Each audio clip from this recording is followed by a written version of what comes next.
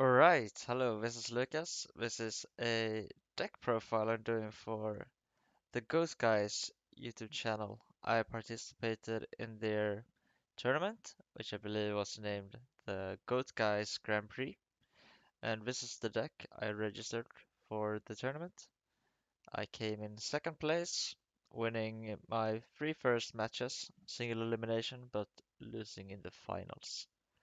So, what deck is this? This is Chaos Control. Quite standard Mimic variant. Mimics have not been used so much in the past. Say we go back more than half a year or so. The Mimic level 3 was basically a unknown card, but has definitely picked up in popularity after I believe Chris Perovic popularized it after winning a format library championship with a similar list to this one. Not exactly this, but similar. And the concept behind the Dark Mimic is that it's really good against Blade Knight. So Dark Mimic level 3 and Mystic Tomato are very safe set monsters that are not scared of Blade Knight. And also in the Chaos Mirrors, we're not exposed to mind control, and I would be very hesitant to side deck Mind Control in against a Mimic Chaos list, as we're often going to be hitting tomatoes or Mimic level 3, and it's going to be much more of a guessing game. So, this is the list. I'll go through it. I haven't really made a script or anything, so I'll just take a look, see what happens. But the list is Black Lost Soldier, Triple Chaos Sorcerer, Double Chaos Sorcerer, sorry. So Triple Chaos Monster. You could play Fourth Sorcerer. I've decided against it. I think this is more solid, less bricks. Uh, this also allows me to cheat a bit on lights, only running Magician of Faith and the Triple Thunder Dragon. And you might ask, what happens if the Faith gets knocked when you only have the Thunder Dragons? Yeah, that's the thing. And in those cases, we just set a monster and pass every turn until we find our Thunder Dragon. Luckily, we're not only reliant on our Chaos monsters, but we also have Metamorphosis, which combos very well with Scapegoat and also Dark Mimic level 1.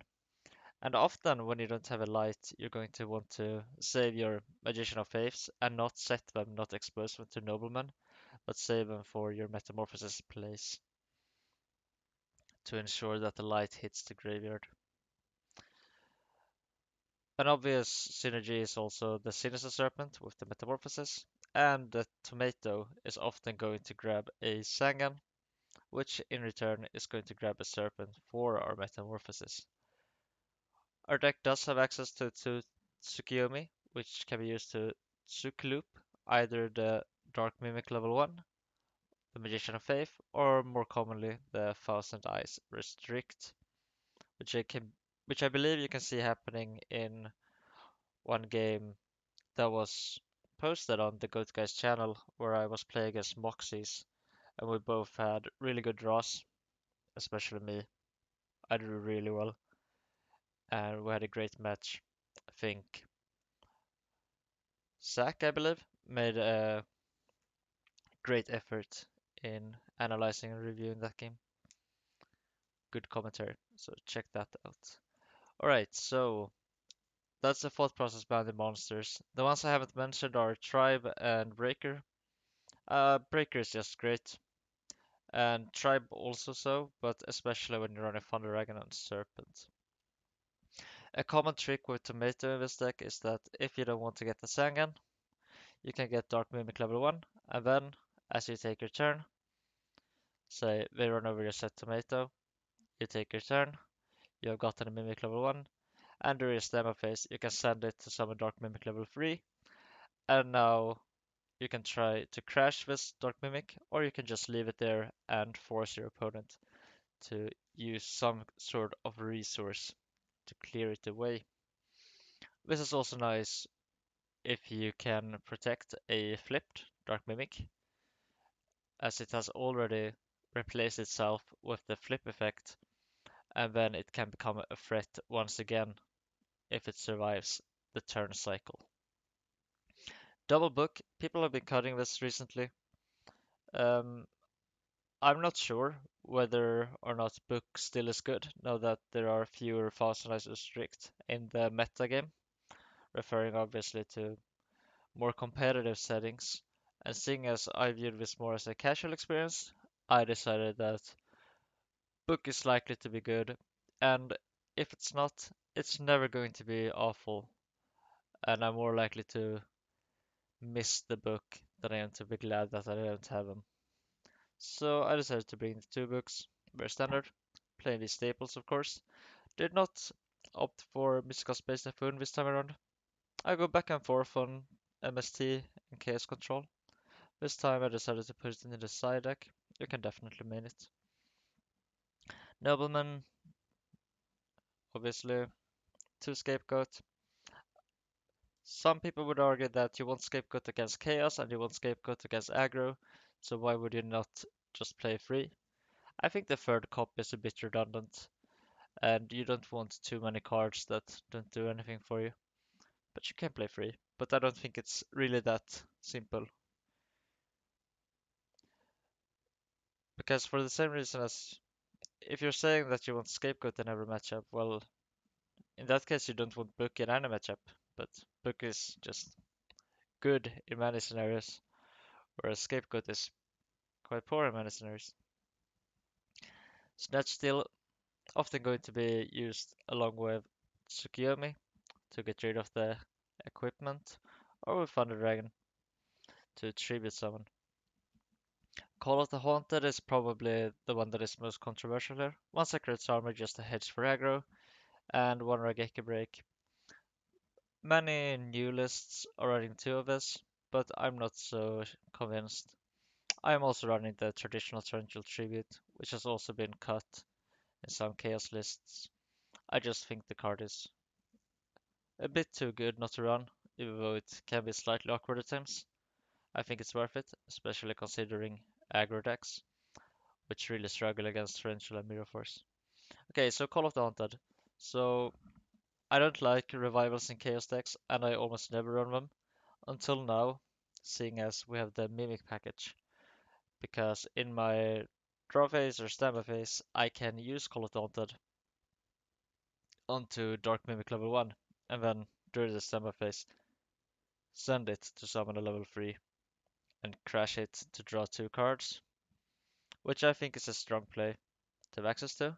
And seeing as my deck is running double Tsukiyomi, I can also, end of my opponent's turn, use Call onto, say, a Magician of Faith, or Mimic, but more commonly Magician of Faith, take my turn, summon Tsukiyomi, and flip-flop the Magician of Faith to pick up, say, a piece of Trinity.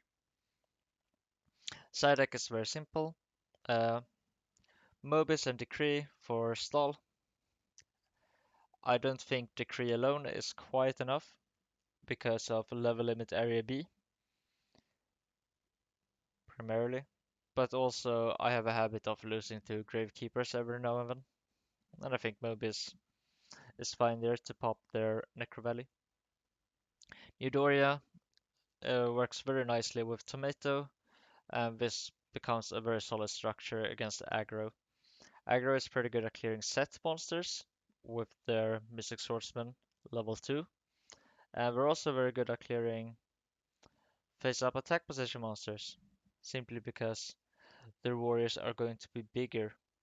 But when it comes to recruiters that are face-up in attack position, it's not so easy for them to kill them off efficiently with a Mystic Swordsman, a Blade Knight, or such. Not even Don Salug can favorably attack into Tomato. So I like this. And in this matchup, I side in the third Scapegoat along with the creature swaps. Creature swap obviously also very good with Tomato, but these other cards are not that poor either to creature swap away, like the Tsukiyomi's being spirits and the Dark Mimic level 3. or even just a Sangan or a Serpent. One MST, this is also for stall decks, but it also comes in against aggro. Magic Jammer for alternate win mostly, such as Empty Jar, Library FTK, and also Reasoning Gate. Pretty good. And Dust Shoot for a Chaos matchup. I decided not to run any Mind Control, mostly because that's a high variance card, and I wanted to stay as solid as possible. That's also why I brought the books. I kind of thought that if I don't lose to myself, perhaps I can try to outplay my opponents. Now that's not quite what happened. In the final, I outplayed myself. I'm not happy at all with how I played that, but oh well, you'll see in the video. Um, Not convinced I played very good at all, unfortunately. But yeah, this is the deck. Um, I think it's a very solid version. If you think this Call of Daunted looks a bit gimmicky, I mean, you can swap it out for an MST, second Raigeki break, or whatever. Other than that, I wouldn't touch too much. I think it's solid, and I want to thank Good Guys for hosting this tournament and letting me do this deck profile. I think the tournament was great fun. I met very nice people and had some really good games that I believe Good Guys will post on their channel. I also posted one of my matches in the tournament on my channel, the one where I was playing as Empty Jar, which contained a lot of unusual lines of play, which I thought were pretty cool. Yeah, obviously, I don't think this deck is the best deck in the format. I think Chaos Turbo is probably the best deck, and if you're not playing that deck, you're probably trying to beat Turbo. But yeah, I love Metamorphosis, very fun card, nice to use to go into Thousand Eyes, Dark Bolter, Dark Blade, and Ryu are the most common targets. But as you're gonna see if you check out the videos, I also go into Dragoness, Darkfire Dragon, Gatling Dragon, and even Ojama King. So yeah, that's kind of cool. Thank you for watching, and check out my YouTube channel, Viking Goats. And thanks again to Goat Guys for letting me do this video. Thank you.